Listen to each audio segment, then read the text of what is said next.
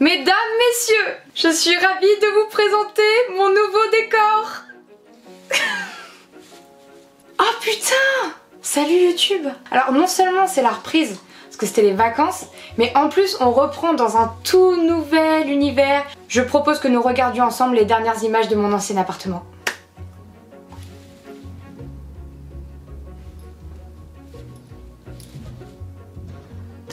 C'est aussi une sorte de deuil.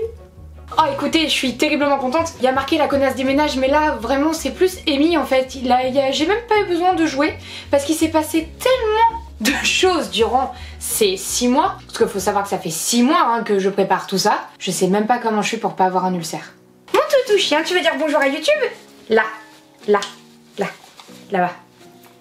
Bonne année! Ah, je vous souhaite tellement de bonnes choses. Je vous souhaite une bonne année. Je vous souhaite d'avoir tout ce que vous souhaitez. Je peux pas vous dire mieux que ça. Moi, il commence sur les chapeaux de roue. Alors tout ce déménagement, finalement, c'est le plus gros projet de ma vie entière. Je vous laisse un aperçu. Ma vie empaquetée dans un camion. C'est fou de se dire que toute une vie est là-dedans. Pas encore tout, hein. Pas mal. Je viens de porter un matelas qui fait le même poids que moi. Je fais jamais de sport. Mais je peux vous dire qu'il y a un truc plus fort que les gens qui poussent la fonte, c'est la détermination. Là, je peux soulever un camion.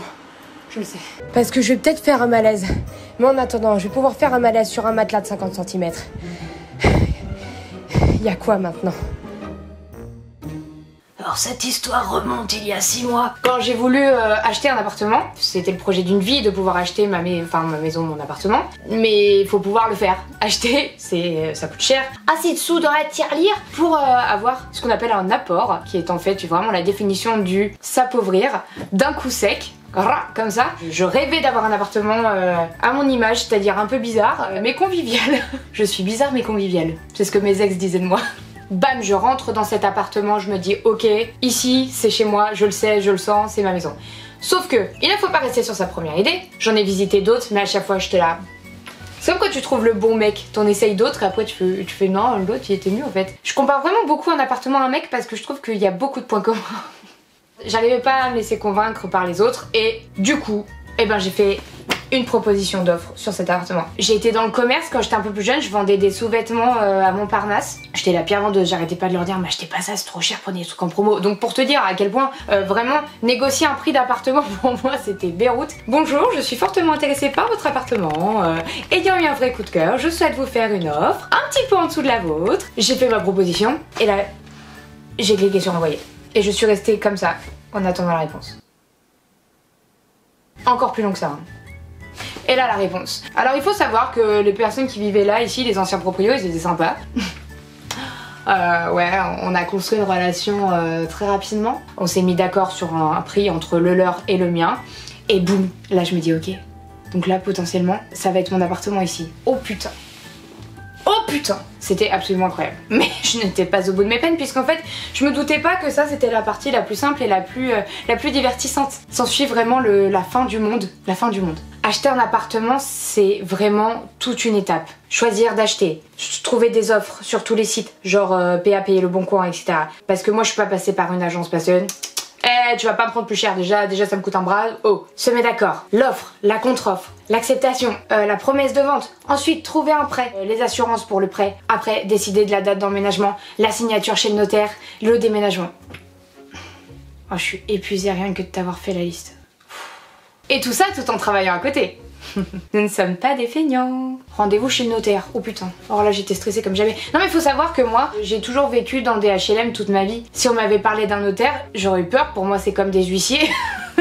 Je m'étais habillée hyper bien, je t'ai faire ce que c'est, j'ai envoyé un message à une copine pour me dire oh, je vais chez le notaire, je sais pas quoi faire et tout. J'avais pris un petit bloc-notes, petit chat, genre j'avais pris un bloc-notes. Je me suis auto-appelée petit chat parce que vraiment je me suis touchée toute seule. J'écrivais dans mon petit bloc-notes et tout pour faire genre ouais j'arrive, je suis une femme de pouvoir, je sais ce que je vaux, je sais ce que je veux et tout et je suis là.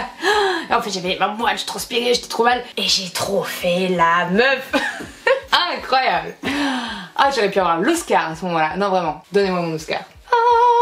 C'est fou. Et ensuite, tu pars avec ton petit sac à dos, parler aux banques pour trouver un prêt.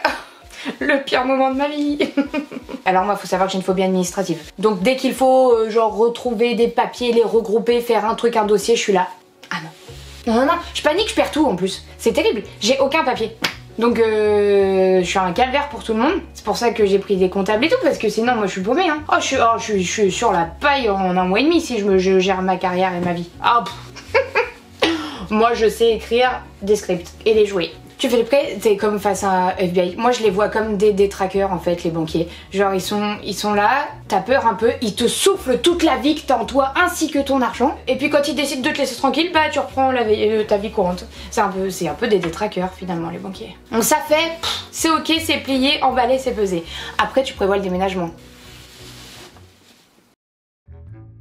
J'en ai perdu des cervicales. Des fucking cervicales.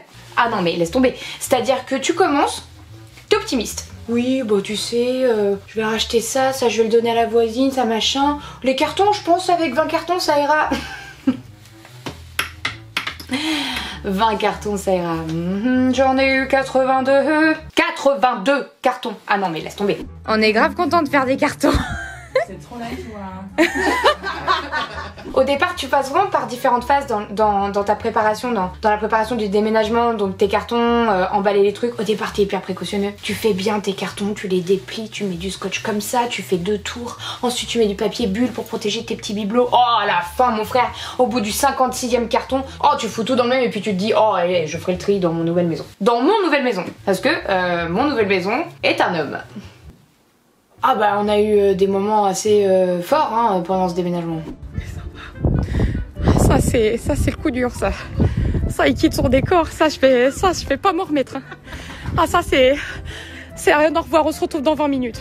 Voyage tout confort. Hein. On adore. Oh bah c'est la mémoire de forme. Même Marley il comprend rien, petit père. Alors tu dois te poser, attends je vais me mettre à ta hauteur pour que tu aies l'impression que je te comprends mieux. Alors je sais que tu as l'impression qu'il se passe quelque chose. Oui il se passe quelque chose, nous faisons des cartons. Nous allons changer de demeure, mais nous allons rester tous les deux. Voilà, tu comprends? Oui. Bah Marley, qu'est-ce que tu fais dans le carton? Faut écrire fragile dessus pour te transporter. Pour te transporter. Je faisais des cartons le mardi, le mercredi j'étais en tournage, le jeudi je reprenais les cartons, le vendredi j'étais en tournage, oh j'étais comme ça, je faisais peur à tout le monde, j'avais des veines rouges dans les yeux et tout, c'était n'importe quoi. Pour vous donner une idée un peu du bordel là, parce que là ça fait 1 mois, je vis là-dedans, j'en peux plus. Là on attend les copains de chez My Troopers qui vont arriver pour déménager. Heureusement, ce qui est très important pour faire un déménagement, il faut des cartons. Aussi, information importante, des cartons, ça coûte cher, sa mère la pute. Vraiment, c'est cher. Du scotch, important, du papier bulle et des amis. Beaucoup d'amis, vraiment beaucoup d'amis. Ah non, parce que laisse tomber. C'est terrible en fait. Tu n'en finis jamais et tu retrouves des trucs de ouf. Il y a des trucs, t'es trop content. Il y a des trucs que t'aurais jamais voulu retomber dessus. Vraiment. Et une fois que tout ceci est empaqueté, le déménagement. Alors là, il te refaut beaucoup d'amis, beaucoup d'amis, des gens bien, c'est mieux. Et des déménageurs parce que on a beau avoir toute la volonté du monde, les déménageurs c'est des Superman en fait, c'est des mutants. Nous on est faibles, nous les moldus, trop faibles. J'aimerais trouver un mec comme My Troopers s'occupe de leurs meubles. Ils m'ont dit mais pas de scotch là, ça va l'abîmer. Ok. Ils portent tout comme ça, on est 4 pour porter ça d'habitude. Non maman, faut me donner, faut dire les choses hein. Les protes, hein, on connaît, hein, on a compris. C'est-à-dire que les déménageurs sont arrivés, j'étais très gênée parce que je me disais, oh là là, putain les pauvres, ils vont porter mes affaires et tout. Donc en fait j'essayais de les aider, mais comme j'essayais de les aider, bah en fait je faisais n'importe quoi et je les retardais. Donc ils étaient là genre, non, ça va aller, non, touchez pas, on va le faire, touchez pas, touche pas. Et en fait c'est juste parce que je culpabilisais, j'avais envie de les aider, mais non. En plus c'est hyper gênant parce que y a plein de monde chez toi. Non, puis j'avais peur de trucs bêtes. Genre, je me disais, oh, imagine, il retrouve une capote. Alors que, bon, bah, on s'en fout. Mais dans ma tête, je me suis dit, je sais pas pourquoi j'ai bugué sur les capotes. Je me disais, oh, j'espère qu'il n'y a pas une capote. Ah, je suis con parfois. Et bam, t'arrives dans le nouvel appartement. Et là, bulldozer. Donc, c'est le moment où tu ranges tout, etc. Parce que moi, je m'étais donné un défi. C'était de inviter ma mamie à passer Noël à Paris pour la première fois de sa vie. Donc, ma mamie, elle a dormi chez moi. Et ça c'était assez fou parce qu'elle était trop mignonne. Elle était contente d'être là. Et comme c'est un appartement un peu grand, et ben elle était toute petite dans le gros plafond. Ça va être trop chaud, je l'aime trop. Bon après une fois que tu t'installes, du coup une fois que tu es dedans, il faut acheter des meubles. Ah ça aussi ça a été quelque chose. Non seulement il y a la partie où t'achètes comme ça.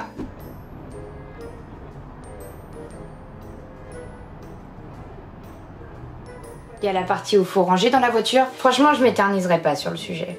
T'es en train de me dire que tout ça là, tout ça, ça va rentrer dans la bagnole. Ok. Mais c'est quoi notre problème dans les boutiques genre Ikea, Maison du Monde et tout, d'acheter plein de trucs et de dire ça remonte dans la voiture, à l'aise. Oh là là. J'ai vécu des moments incroyables dans cette voiture avec Cricri. Ah oui, il vous faut une Christelle, hein, parce que vraiment moi sans elle, cet appartement n'aurait pas vu le jour comme il voit le jour aujourd'hui. Impossible. Et il y a aussi la partie où tu commandes des choses sur internet et que tu les reçois. Et suivant où tu as commandé, bah c'est pas le même service. Hein. Donc là, ce qui se passe, c'est que j'ai ça en fait, en bas de chez moi. Et je peux pas les monter. C'est magnifique. Je me rappelle qu'à un moment ils m'ont fait pleurer de nerfs, j'étais vraiment au bout du rouleau. Et puis petit à petit j'ai rangé mes petites affaires, je me suis installée et j'ai pris du temps, chose que je n'avais pas fait depuis hyper longtemps, depuis même des années je crois. Je me suis vraiment coupée pendant 2 semaines. C'est une toute nouvelle vie qui s'ouvre à moi avec plein de nouvelles opportunités, de belles rencontres, de nouveaux projets, etc. Mais par contre c'est aussi l'année où je me dis ok j'ai ça, il faut que je puisse le rembourser. Tu vois, l'année dernière, j'ai mis un pied devant l'autre. Là, j'ai envie de courir. J'ai envie de courir et de toucher mes rêves. Et tout ça, on va le faire ensemble. J'ai prévu un petit planning de vidéos très YouTube. Voilà, c'est pour ça j'ai trouvé des cadreurs et des monteurs personnels. Du coup, putain, j'arrive plus à parler aujourd'hui.